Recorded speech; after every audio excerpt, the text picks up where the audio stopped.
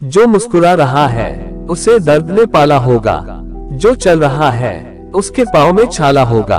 बिना संघर्ष के इंसान चमक नहीं सकता, जो जलेगा उसी दिए में उजाला होगा। संघर्ष क्यों बचे संघर्ष से, संघर्ष ही तो जीवन की आत्मा है।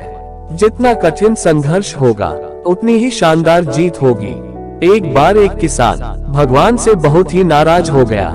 किसान बहुत मेहनती था, बहुत मेहनत से वह खेतों में अनाज उगाता, उसकी देखभाल करता, पर अक्सर उसकी फसल खराब हो जाती। कभी सूखा पड़ जाता, कभी बाढ़ आ जाती, कभी तेज धूप, कभी आंधी, कोई न कोई कारण बन ही जाता और उसकी फसल खराब हो जाती।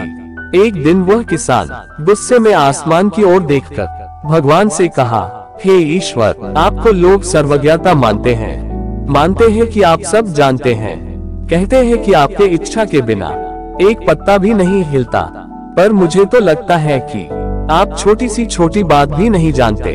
आपको तो ये भी नहीं पता कि खेती बाड़ी कैसे करते हैं। अगर आप जानते होते तो हर समय जो बाढ़, आंधी और तूफान आते हैं वो कभी नहीं आते। आप नहीं जानते कि कितना नुकसान उठाना पड़ता है हम किसानों को। यदि आप मेरे हाथ में ये शक्ति दे दे कि जैसा मैं चाहूँ वैसा मैं मौसम कर दूं, फिर आप देखना मैं अन्न के भंडार लगा दूंगा।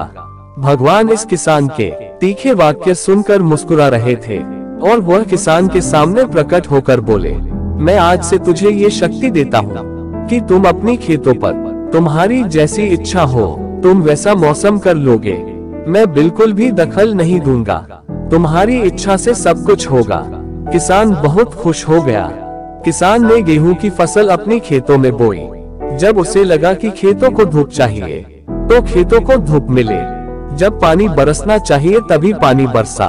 आंधी, तूफान, बाढ़ कुछ भी उसने अपने खेतों पर आने नहीं दिया। किसान के खेत में इस वर्ष ऐसी फसल हुई जैसे कभी नहीं हुई थी। हरी भरी लहलहाती फसल। मन ही मन वह बहुत खुश हो गया और सोचने लगा, अब सबूत के साथ दिखाऊंगा भगवान को कि इसे कहते हैं शक्ति का सही उपयोग। मेरी सफलता देखकर उन्हें अपने नियम जरूर बदलने पड़ेंगे। कुछ दिन गुजरे, फसल कटने को तैयार हो गए। किसान बहुत उत्सुकता के साथ फसल को काटने लगा, पर जैसे ही उसकी नजर गेहूं की बालियों पर गया तो उसने अपना सिर पीट लिया और वह रोने चिल्लाने लगा। गेहूं की एक भी बाली के अंदर गेहूं का दाना नहीं था, सारी बालियां अंदर से खाली थी। किसान बहुत दुखी हो गया। उसने भगवान को रोते हुए फिर से पुकारा, हे प्रभु, तुमने ये मेरे साथ क्या किया? क्या तुमने मुझे कोई सजा दी है? भगवान बोले, पुत्र, ये तो होना ही था। तुमने पौधों को संघर्ष करने का मौका ही कहाँ दिया। ना तो तुमने उन्हें आंधियों से जूझने दिया, ना तेज बारिश सहने दिया और ना ही धूप में तपने दिया। एक भी चुनौती का सामना तुमने उन्हें नहीं करने दिया, इसलिए सारे पौधे अंदर से खोखले रह गए। जब आंधी, तूफान, तेज बारिश और धूप पड़ती है तब ये पौधा अपने अस्तित्व को बचाने के लिए संघर्ष करते हैं और इसी संघर्ष से एक बल पैदा होता है जिसमें शक्ति होती है, ऊर्जा होती है, और यही ऊर्जा पूर्ति तेरे गेहूं के दानों को नहीं मिली। तूने उन्हें कठिन परिस्थितियों से गुजरने ही नहीं दिया जहां उनके अस्तित्व का जन्म होता। सारी बालियां इसलिए खाली हैं, इसमें एक भी गेहूं का दाना इसलिए नहीं है क्योंकि तुमने अपने पौधों को संघर्ष कराया ही नहीं। याद रखिए, स्वर्ण में स्वर्णीय आभा तभी आती है जब वह आग में तपने, गलने और हथौड़े से पीटने जैसे संघर्षों से गुजरता है। कोयले का टुकड़ा हीरा तभी बनता है जब वह उच्च दाब और उच्च ताप की मुश्किल परिस्थितियों से गुजरता है। इसी तरह यदि हमारी जिंदगी में कोई संघर्ष ही ना हो, कोई चुनौती ही ना हो, तो हम भी गेहूं के बालियों की तरह खोखले रह जाएंगे। कोई अस्तित्व नहीं होगा हमारा।